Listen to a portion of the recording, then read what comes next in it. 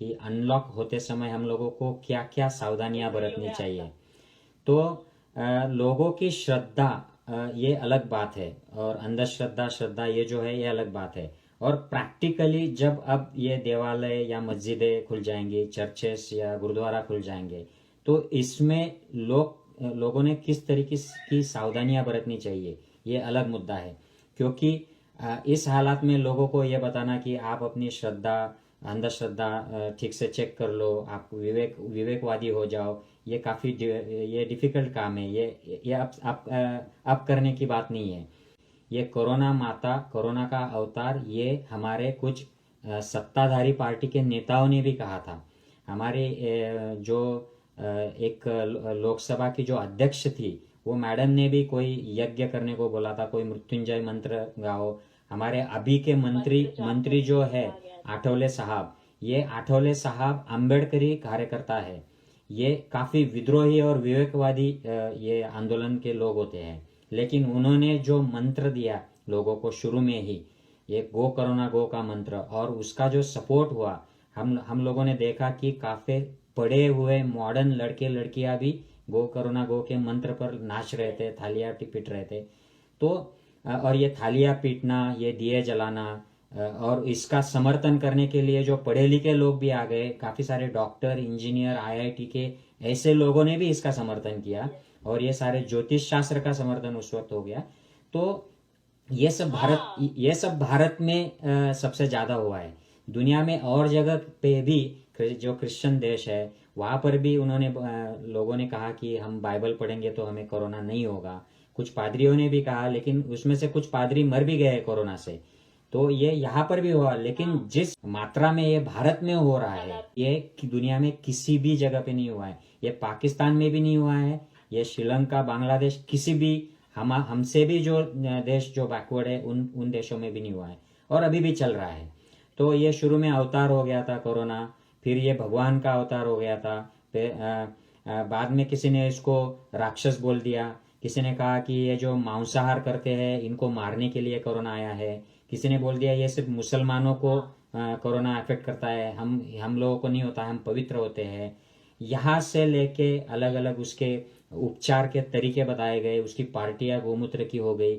और शर्म की बात यह है, दुर्भाग्य की बात यह है कि ये गोमूत्र पार्टियां ये हमारे कानून के खिलाफ है, और ये हमारे मेडिकल के जो रूल्स है मॉडर्न मेडिसिन के, इसके भी खिलाफ है। लेकिन इसका विरोध करते हुए कोई नहीं नजर आया।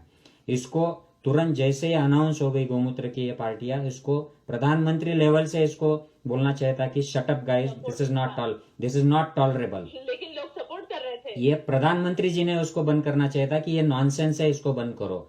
और ये जब सब चलता रहा, फिर उसमें सांप्रदायिकता आ गई, फिर हम लोगों ने, हमारे मीडिया ने और जो सत्ताधारी है, उन्होंने मुसलमानों को टारगेट करके जो जिस तरह से अभियान चलाया, उससे भी देश की काफ़ी हानि हो गई। तो ये अंधश्रद्धा एक जगह पर चलती रहेगी, और इससे जो नुकसान होता है गरीबों का खास करके, क्योंकि अमीर अगर अंधश्रद्धालु भी है तो वो बच जाते हैं, क्योंकि उनके पास सुविधा होती है।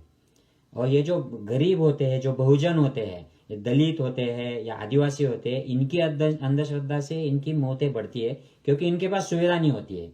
ये जो कुछ अपने पास है, नारियल, फूल, पत्ते, ये उसमें पैसा अपना जो है वो भी बर्बाद कर देते हैं। अमीर को इससे फर्क नहीं पड़ता है। तो ये उनके लिए मारक है। तुम्हारा दूसरा जो सवाल था, इसी सवाल का जो भाग है कि ये देवालय खुल जाएंगे, मस्जिदें खुल जाएंगी, तो इनको किस तरीके से लोगों ने अप्रोच करना चाहिए।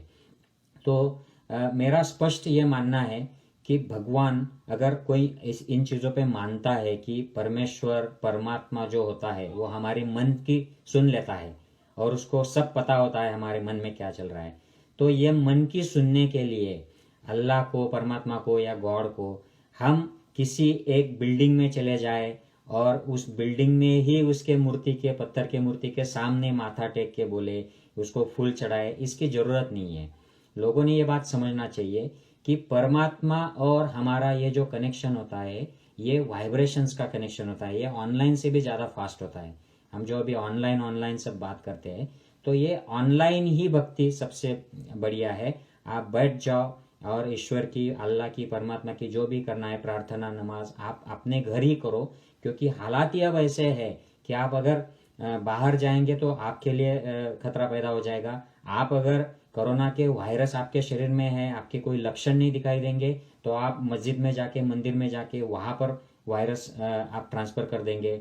मंदिर में जाएंगे, वहाँ पर आप माथा टेकेंगे, आपकी सांस वहाँ पर जो भी है वहाँ का माहौल, वहाँ पर आप कोरोना फैलाएंगे। आप घंटी बजाएंगे, घंटी को इन्फेक्शन दे दोगे। आप दान पेटी के पास, दान पात्र के पास जाओगे, वहाँ पे आप क्लोज जाके वहाँ पे कोरोना फैला देंगे। आप वो पुजारी जी से मिलेंगे, उनके पास जाएंगे, उनको धोखा कर देंगे।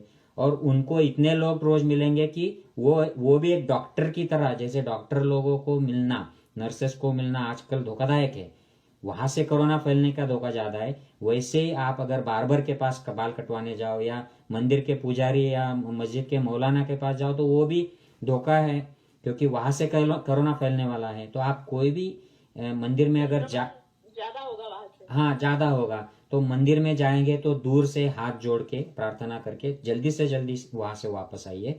और कोई भी विधि कर्मकांड आज करने की जरूरत नहीं है, ये बाद में कर सकते हैं। नमाज करते वक्त भी ऐसे ही होना चाहिए, क्योंकि नमाज में काफी सारे लोग एक साथ आते हैं, और ये कोरोना के लिए काफी अच्छा माहौल पैदा करने जैसा है। आप एक साथ आ जाओ, उसमें से आपका एक अगर कोरोना का कोई मरीज होगा जिसके लक्षण नहीं है, वो वहां पे सबको कोरोना फैला देगा। तो ये बिल्कुल मत करिए। नमाज अगर जाना भी है तो कुछ चंद लोग वहां पर जाइए, 20% लोग भी वहां पर नहीं जाने चाहिए, जैसे नॉर्मली जाते हैं उससे, उसके हिसाब से। और आप आपके अल्टरनेटली जाइए, कोई सुबह जाएगा, कोई दोपहर जाएगा मस्जिद में, तो उससे धोखा और खतरा कम रहेगा।